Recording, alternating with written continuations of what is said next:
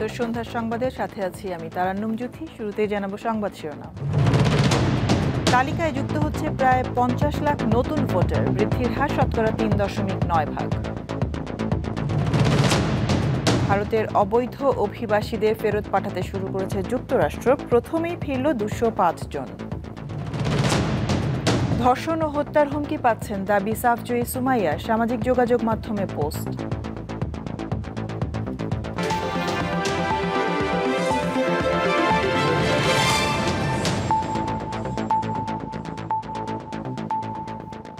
Voter তালিকা হালনাগাদ কর্মসূচিতে নতুন 49,70,388 জন নিবন্ধিত হয়েছেন। বৃদ্ধির হার শতকরা 3.9%। তালিকা থেকে মৃত 15,23,000 ভোটারকে বাদ দেওয়া হয়েছে। নির্বাচন কমিশন সচিব আখতার আহমেদ মঙ্গলবার এইসব তথ্য জানান।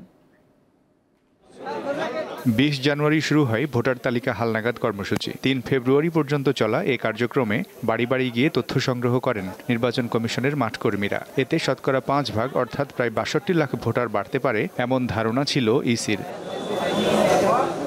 ত্রয়োদশ জাতীয় সংসদ নির্বাচন সামনে রেখে মঙ্গলবার রাজধানীর আগারগাঁওয়ে ভোটার তালিকা হালনাগাদ কর্মসূচির অগ্রগতি নিয়ে কথা বলেন নির্বাচন কমিশন সচিব। জানান, ভোটার বৃদ্ধির মোট শতকরা হার 3.9 ভাগ, নতুন ভোটার 1.46 ভাগ। সর্বমোট ভোটার হচ্ছে 49,70,388 জন। মৃত ভোটার কর্তনের পরিমাণ আছে আমাদের এখন পর্যন্ত 15,23,000।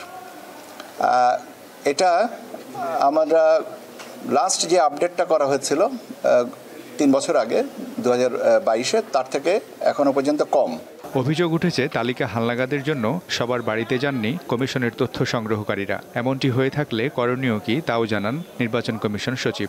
তথ্য সংগ্রহকারীরা যাবেন, আর তথ্য যিনি দিবেন তার উপস্থিতি, এ দুটো যদি তাৎক্ষণিকভাবে না হয় তাহলে এটা একটা গ্যাপ থেকে যায়। বাদ পড়ার অর্থই না যে একদম শেষ হয়ে যাওয়া, চলে যাওয়া। বাদ পড়ার অর্থ হচ্ছে এই কর্মসূচিতে আপনি হয়তো অন্তর্ভুক্ত হন নাই, কিন্তু এর অর্থই না যে আপনি এই পদ্ধতিতে আসতে পারবেন না। এবং সরাসরি রেজিস্ট্রেশন কেন্দ্রে আমাদের যেগুলো আছে সেগুলো এবং আমাদের তারপরে নির্বাচন কমিশনের যে সমস্ত দপ্তরগুলো আছে, এখানে নিয়মিত যোগাযোগ করলে on the top of it আমরা তো আছি। এক প্রশ্নের জবাবে তিনি জানান, 18 বছরের কম বয়সী কারো নাম ভোটার তালিকায় থাকার সুযোগ নেই। এটা আমি এই ধরনের কোনো অভিজ্ঞতা আমার এই মুহূর্তে নাই। মিজানুর রহমান, দীপ্ত সংবাদ, ঢাকা। বিএনপি ক্ষমতায় গেলে যুক্তরাজ্যের আদলে বিনামূল্যে সবার জন্য স্বাস্থ্যসেবা নিশ্চিত করা হবে বলে জানিয়েছেন দলের স্থায়ী কমিটির সদস্য খন্দকার মোশাররফ হোসেন। পাশাপাশি প্রত্যেক সংস্কারের বিষয়ে সরকারকে রাজনৈতিক দলের সাথে আলোচনা করে জনবান্ধব প্রস্তাব গ্রহণের আহ্বান জানান তিনি। মঙ্গলবার সকালে বিএনপি চেয়ারপারসনের গুলশান কার্যালয়ে এক সংবাদ সম্মেলনের আয়োজন করা হয়। এ সময় বিএনপি গঠিত স্বাস্থ্য সংস্কার কমিটি তাদের সুপারিশ তুলে ধরে। জেনারেল ফিজিশিয়ান অধীনে প্রত্যেক নাগরিককে একজন সরকারি রেজিস্টার্ড চিকিৎসকের অধীনে রাষ্ট্রীয় খরচে সর্বোত্তম স্বাস্থ্য ব্যবস্থা প্রদানের পর্যায়ক্রমিক ব্যবস্থা গ্রহণ। প্রত্যেক সংস্কারের বিষয়ে সরকারকে রাজনৈতিক দলের সাথে আলোচনা করে জনবান্ধব প্রস্তাব গ্রহণ করার আহ্বানও জানান তিনি। বিভিন্ন দলের সাথে এবং গোষ্ঠীর সাথে আলাপ আলোচনা করে জনগণ যে সুপারিশগুলো সমর্থন করবে সেই সুপারিশগুলো এই সরকার গ্রহণ করবে। একই দিন দুপুরে রাজধানীর শেরেবাংলা নগরে জিয়াউর রহমানের কবরে মানিকগঞ্জ জেলা বিএনপির নবগঠিত আহ্বায়ক কমিটির নেতৃবৃন্দকে সঙ্গে নিয়ে পুষ্পার্ঘ্য অর্পণ করেন দলের জ্যেষ্ঠ যুগ্ম মহাসচিব রুহুল কবির রিজভী। অন্তর্বর্তী সরকারের উদ্দেশ্যে তিনি বলেন, মানুষ পছন্দের প্রার্থীকে ভোট দিতে চায়। সংস্কারের কথা বলে ধোঁয়াশা তৈরি না করার আহ্বানও জানান তিনি। আপনার সংস্কারের নাম দিয়ে তৈরি করা, কি বলে যে এই করছি করব, ধোঁয়াশা তৈরি করে জনগণের দৃষ্টিকে ঝাপসা করা যাবে না। নির্বাচনের পরিবেশ সৃষ্টি করে দ্রুত নির্বাচন দেয়া অন্তর্বর্তী সরকারের দায়িত্ব বলেও মন্তব্য করেন তিনি। একটি অবাধ সুষ্ঠু নির্বাচন। সঞ্জিদা প্লাবনী, দীপ্ত সংবাদ, ঢাকা। মানবাধিকার সংস্থা হিউম্যান রাইটস ওয়াচ HRW গুমের ঘটনা তদারকিতে ক্ষমতাচ্যুত প্রধানমন্ত্রী শেখ হাসিনা এবং কয়েকজন শীর্ষ সামরিক ও বেসামরিক কর্মকর্তার সম্পৃক্ততা খুঁজে পেয়েছে। সংস্থাটি বলেছে, শেখ হাসিনা শীর্ষ কর্মকর্তা অবসরপ্রাপ্ত মেজর জেনারেল তারিক আহমেদ সিদ্দিক ও মেজর জেনারেল জিয়াউল আহসান এবং পুলিশের ঊর্ধ্বতন কর্মকর্তারা গুমের ঘটনা তদারকিতে যুক্ত ছিলেন। যুক্তরাষ্ট্রভিত্তিক মানবাধিকার সংস্থাটির সম্প্রতি প্রকাশিত after the monsoon revolution a road map to lasting security sector reform in Bangladesh শীর্ষক 50 পৃষ্ঠার প্রতিবেদনে এই কথা বলা হয়েছে। HRW তাদের প্রতিবেদনে বলেছে, বিচার বহির্ভূত হত্যাকাণ্ড, নির্যাতন ও জোরপূর্বক গুমের জন্য দায়ী পুলিশ ও সামরিক কর্মকর্তাদের সমন্বয়ে গঠিত সন্ত্রাস বিরোধী unit rapid action battalion RAB ভেঙে দিতে সরকারের জাতীয় তদন্ত কমিশনের সুপারিশ অনুযায়ী কাজ করা উচিত। এবার সাবেক নৌ পরিবহন প্রতিমন্ত্রী আওয়ামী লীগের সাংগঠনিক সম্পাদক খালিদ মাহমুদ চৌধুরীকে লন্ডনে প্রকাশ্যে দেখা গেছে। স্থানীয় সময় রোববার সন্ধ্যায় যুক্তরাজ্য আওয়ামী লীগের একটি অনুষ্ঠানে যোগ দেন তিনি। গত 5 আগস্ট ছাত্র জনতার গণ অভ্যুত্থানের মুখে তৎকালীন আওয়ামী লীগ সরকারের পতনের পর আওয়ামী লীগের অনেক নেতা, মন্ত্রী ও সংসদ সদস্য দেশ ছেড়ে পালিয়ে যান। ইতিমধ্যে তাদের বেশ কয়েকজনকে লন্ডনে দেখা গেছে। সাবেক প্রতিমন্ত্রী খালিদ মাহমুদ চৌধুরীও লন্ডনে বলে গুঞ্জন ছিল। যুক্তরাজ্য যুবলীগের তথ্য অনুযায়ী এক কর্মী সমাবেশে খালিদ মাহমুদ ছাড়াও সাবেক মন্ত্রী, আওয়ামী লীগের প্রেসিডিয়াম সদস্য আব্দুর রহমান, সাবেক প্রতিমন্ত্রী শফিকুর রহমান চৌধুরী ও সাবেক সংসদ সদস্য হাবিবুর রহমান যোগ দেন। আগামীকাল আখেরি মোনাজাতের মধ্য দিয়ে শেষ হবে বিশ্ব ইজতেমার প্রথম পর্বের দ্বিতীয় ধাপ। মোনাজাত শেষে বাড়ি ফেরা মুসল্লিদের যাতায়াতের সুবিধার জন্য 11টি বিশেষ ট্রেনের ব্যবস্থা করেছে রেলওয়ে বিভাগ। আখেরি মোনাজাত উপলক্ষে ইজতেমা ময়দানের আশপাশের সড়কে যান চলাচল নিয়ন্ত্রিত থাকবে। টঙ্গীর তুরাগ তীরে বিশ্ব ইজতেমার প্রথম পর্বের দ্বিতীয় ধাপের দ্বিতীয় দিন ফজরের পরপরই শুরু হয় আনুষ্ঠানিকতা। সকাল 10:15টায় বয়ান মেম্বরের সামনে ওলামায়ে ইকরামের উদ্দেশ্যে কথা বলেন ভারতীয় মাওলানা ইব্রাহিম দেওলা। ইজতেমার মাধ্যমে রাষ্ট্র ও সমাজের ভ্রাতৃত্ব ও সৌন্দর্য বজায় রাখায় বাংলাদেশের প্রশংসা করেন মুসল্লিরা। আল্লাহ তাআলা সমস্ত আখিরি নবীর উম্মতকে হেদায়েত দেয়, এই জন্য দোয়া করা। বিভিন্ন দেশ থেকে মুরব্বীরা আসতেছেন, মূল্যবান কথাবার্তা বলতেছেন। আমরা যারা এখানে আসতে চাই আমরা আসবো ইনশাআল্লাহ, কোনো সমস্যা নেই। এমন 12টার পরে দোয়া শেষ হয়ে যাবে, 12টা থেকে স্টার্ট হবে, 12:30টার মধ্যে শেষ হয়ে যাবে। বুধবার আখেরি মোনাজাতকে সামনে রেখে মুসল্লিদের যাতায়াতের জন্য 11টি বিশেষ ট্রেন ও অতিরিক্ত বাসের ব্যবস্থা রাখা হয়েছে। বনলতা কক্সবাজার এক্সপ্রেস, সুবর্ণলতা পর্যটক এক্সপ্রেস ও সোনার বাংলা এই 5টি বিশেষ ট্রেন ছাড়া অন্য সব ট্রেন টঙ্গী স্টেশনে যাত্রাবিরতি করবে। ভোর থেকে ঢাকা ময়মনসিংহ মহাসড়কের ভোগড়া বাইপাস থেকে আব্দুল্লাপুর ও ঢাকা টাঙ্গাইল মহাসড়কের বাইপাস থেকে আব্দুল্লাপুর পর্যন্ত মহাসড়কে আখেরি মোনাজাত শেষ না হওয়া পর্যন্ত যানবাহন চলাচল নিয়ন্ত্রণ করা হবে। তবে বিআরটি সড়কে যানবাহন চলবে। মুসল্লিদের ভাইদেরকে অনুরোধ করতে চাই, রাস্তাটার মধ্যে আপনারা কখনো মোনাজাতের জন্য বসে যাবেন না, এবং মাঠের অনেক জায়গা খালি থাকে। আপনারা যদি আস্তে আস্তে মাঠে ঢুকেন তাহলে জনগণের জন্য সুবিধা হবে।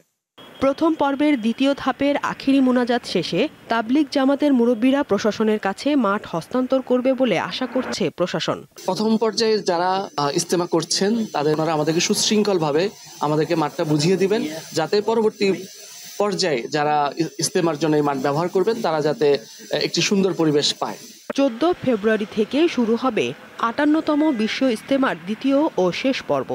এতে অংশ নেবে মাওলানা সাদের অনুসারীরা। 16 ফেব্রুয়ারি হবে আখেরি মোনাজাত। দীপ্ত বার্তাকক্ষ। আওয়ামী লীগের গবেষণা প্রতিষ্ঠান centre for research and information CRI এর সম্ভাব্য কার্যালয় অনুসন্ধানে ধানমন্ডিতে অভিযান চালিয়েছে দুর্নীতি দমন কমিশন দুদক। দুপুরে রাজধানী ধানমন্ডির 32 নম্বর রোডে একটি বাসায় প্রতিষ্ঠানটি কার্যালয় খুঁজতে অভিযানে যায় দুদকের একটি দল। সেখানে কিছু না থাকায় ধানমন্ডির আরও একটি বাসার সামনে যান, কিন্তু সুনির্দিষ্ট ঠিকানায় এমন কোনো কার্যালয়ের সন্ধান পাওয়া যায়নি। দুদকের সহকারী পরিচালক জানান, CRI এর মাধ্যমে আওয়ামী লীগ রাজনৈতিক উদ্দেশ্য পূরণের তথ্যের অপপ্রচার চালাতো, এখনও চালাচ্ছে বলে অভিযোগ পেয়েছেন তারা। এর ভিত্তিতে এই অভিযানে যান তারা। CRI এর বিরুদ্ধে সরকারি অর্থ আত্মসাতের অভিযোগের ভিত্তিতে অভিযান চালানো হয়। তবে বেশ কয়েকটি ঠিকানার কথা বলা হলেও এর অস্তিত্ব মেলেনি।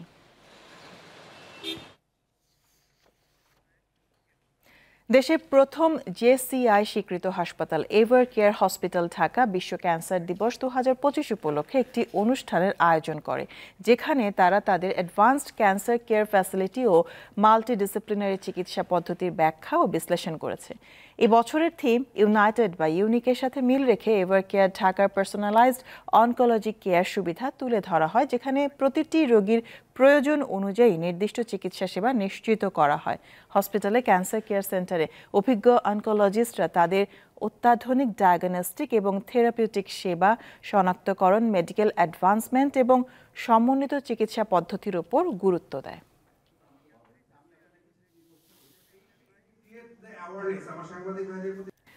ভারতে 205 জন অবৈধ অভিবাসীকে তাদের নিজ দেশে ফেরত পাঠিয়েছে যুক্তরাষ্ট্র। ভারতীয় সংবাদ মাধ্যম এনডিটিভি জানায়, মার্কিন সেনাবাহিনী একটি C-70 উড়োজাহাজ অভিবাসীদের নিয়ে এরই মধ্যে দিল্লির উদ্দেশ্যে রওনা হয়েছে। যুক্তরাষ্ট্রের টেক্সাস অঙ্গরাজ্য থেকে উড়োজাহাজটি রওনা করে। যুক্তরাষ্ট্রের ইমিগ্রেশন কর্মকর্তারা জানান, প্রাথমিকভাবে ভারতের 18,000 অবৈধ অভিবাসীকে ফেরত পাঠানোর সিদ্ধান্ত হয়েছে। তাদেরই প্রথম ব্যাচটিকে পাঠানো হলো। মেক্সিকো ও কানাডার পণ্যে 25% শুল্ক আরোপ 1 মাসের জন্য স্থগিত করেছেন যুক্তরাষ্ট্রের প্রেসিডেন্ট ডোনাল্ড ট্রাম্প। শুল্ক কার্যকরের কয়েক ঘন্টা আগে কানাডার প্রধানমন্ত্রী জাস্টিন ট্রুডো ও মেক্সিকোর প্রেসিডেন্ট ক্লাউদিয়া শেনবাউমের সঙ্গে ফোন আলাপের পর ট্রাম্প এই সিদ্ধান্ত নেন। অবৈধ অভিবাসী ও মাদক পাচার নিয়ে প্রতিবেশী দুই দেশের সাথে সমঝোতা হয়েছে বলে জানান মার্কিন প্রেসিডেন্ট। অপরদিকে চীনা পণ্যে অতিরিক্ত 10% শুল্ক আরোপের বিষয়ে আগামী 24 ঘন্টার মধ্যে ওয়াশিংটন ও বেইজিংয়ের মধ্যে আলোচনা হতে পারে বলে জানিয়েছেন ট্রাম্প। কানাডা, মেক্সিকো ও চীনের পণ্যের শুল্ক আরোপের ঘোষণার পর থেকেই বৈশ্বিক বাণিজ্য যুদ্ধের ঝুঁকি তৈরি হয়।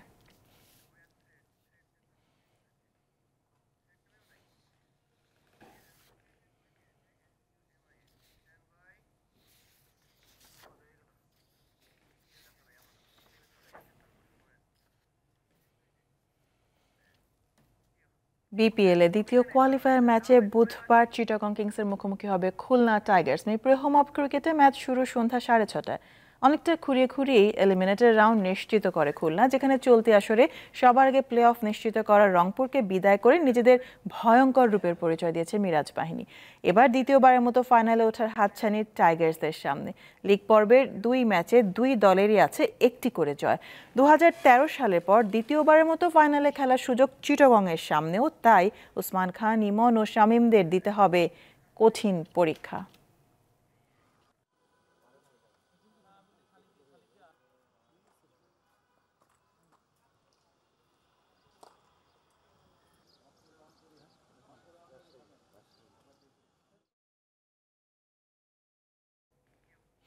আঠেরো ফুটবলারের হয়ে বাফুফেকে চিঠি লেখায় এখন হত্যা ও ধর্ষণের হুমকি পাওয়ার অভিযোগ তুলেছেন জাতীয় ফুটবল দলের স্ট্রাইকার মাতসুশিমা সুমাইয়া।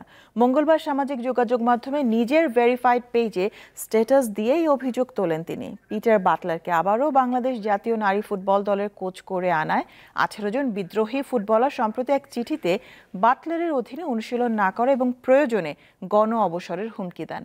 18 ফুটবলারকে ডেকে বাফুফের বিশেষ কমিটি জানতে চেয়েছিল ইংরেজিতে লেখা সেই চিঠি কে লিখেছে। সবাই সুমাইয়ার নাম জানানোর পর থেকে গত কয়েকদিনে তিনি অসংখ্যবার ধর্ষণ ও হত্যার হুমকি পাচ্ছেন বলে নিজের ভেরিফাইড ফেসবুক পেজে জানিয়েছেন সুমাইয়া। তবে কারা এবং কিভাবে হুমকি দিচ্ছে সেই ব্যাপারে ফেসবুক স্ট্যাটাসে কিছুই লেখেননি তিনি।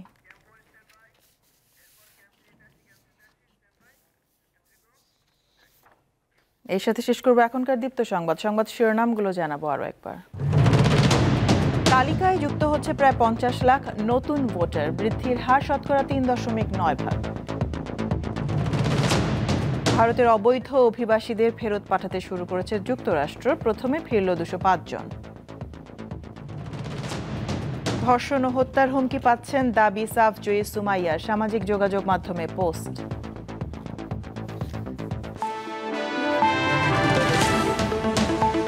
এই ছিল এখনকার মতন। আমাদের পরবর্তী সংবাদ রাত 11টা দেখার আমন্ত্রণ রইল। দর্শক আরো তথ্য বিনোদনের সংবাদ জানতে যুক্ত থাকুন দীপ্ত টিভির ডিজিটাল প্ল্যাটফর্মগুলোতে। ধন্যবাদ সবাই।